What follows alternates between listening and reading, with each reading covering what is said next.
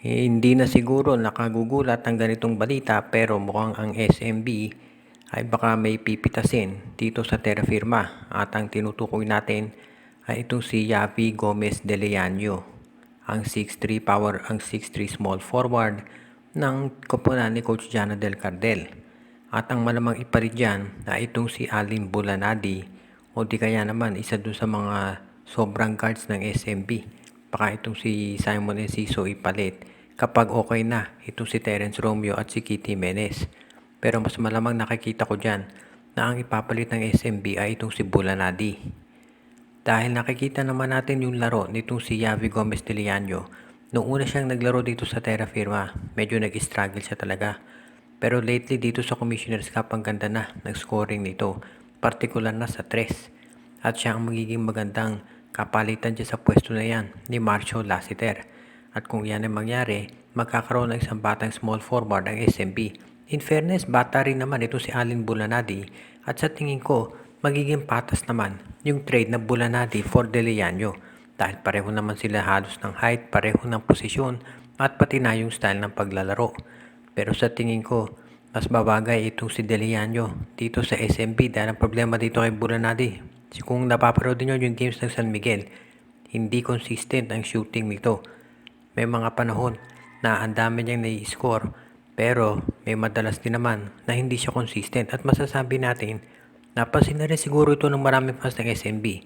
Medyo pilit yung mga tira ni Bulanadi. Kadalasan sunod-sunod ito kung tumira kahit na hindi siya nakaka-score.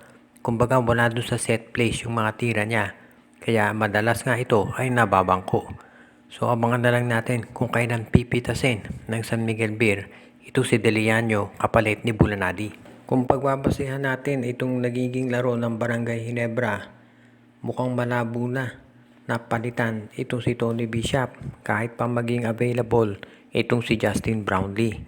Iyan ngayon ang tingin ng mga insiders dahil nakikita nyo naman ang record ng Barangay Ginebra ngayon at syempre kapag ganyan ang sitwasyon, bakit mo pa babaguhin? Of course, ang sasabihin ng iba, dapat kunin pa rin itong si Justin Brownlee dahil unang-una alam na ni Brownlee ang sistema. Kumbaga, hindi naman kukuha ang Ginebra ng isang import na hindi pamilyar doon sa laro nila. Pero, ang isang advantage ng meron kang Tony Bishop, si Bishop ay nakapaglalaro at nasa tinatawag na game shape. Tandaan natin, ito si Brownlee, ever since nung lumabas yung ruling ng FIBA, at ito ay ang balita nga ngayon of course ay kung masususpend pa ay kung gaano katagal.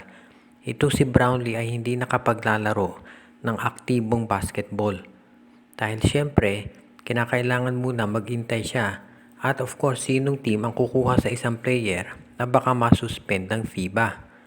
So ito si Brownlee, ibig sabihin wala siya sa tinatawag na game shape ngayon. At kung kukunin yan bigla ng Barangay Ginebra, syempre kahit gaano pa kahusay si Justin Brownlee, kung ilang buwan kang hindi nakapagbabasketball ng professional, syempre magiging rusty yan, kumbaga kakalawangin. Kakailanganin niya ng ilang laro bago siya maibalik to sa dati niyang kondisyon.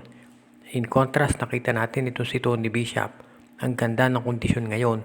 At syempre, kung wala namang problema sa chemistry, bakit pa babaguhin ang Barangay Ginebra? So sa tingin ko, hindi na dapat palitan ng Ginebra ito si Tony Bishop. Kahit pa maging available si Justin Brownlee, siguro sa susunod na conference na may import, iyon, pwede na nilang kunin si Brownlee. Pero sa ngayon, si Bishop muna. Okay, sa balita natin ngayon, mukhang ito raw si Keith Datu ng Rain or Shine Erasto Painters nga. Mukhang nagpaparinig na gustong mapunta sa MVP o sa SMC. Kaaga-aga pa nito pero mukhang ganito raw talaga ang tinitignan nila ngayong sitwasyon.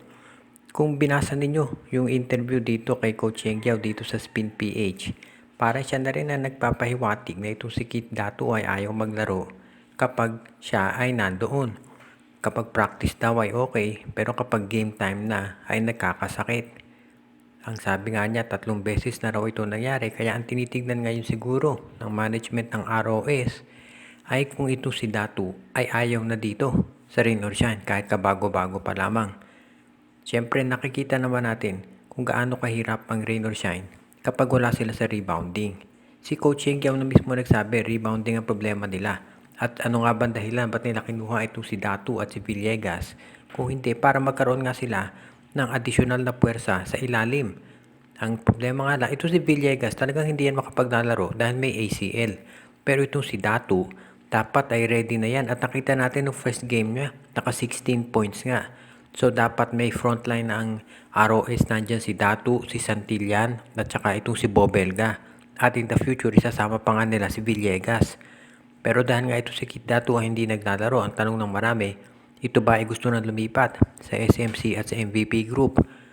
Medyo malas naman ang Renault Shine kung ngayon pa lamang ay gusto na yung mangyari ni Datu.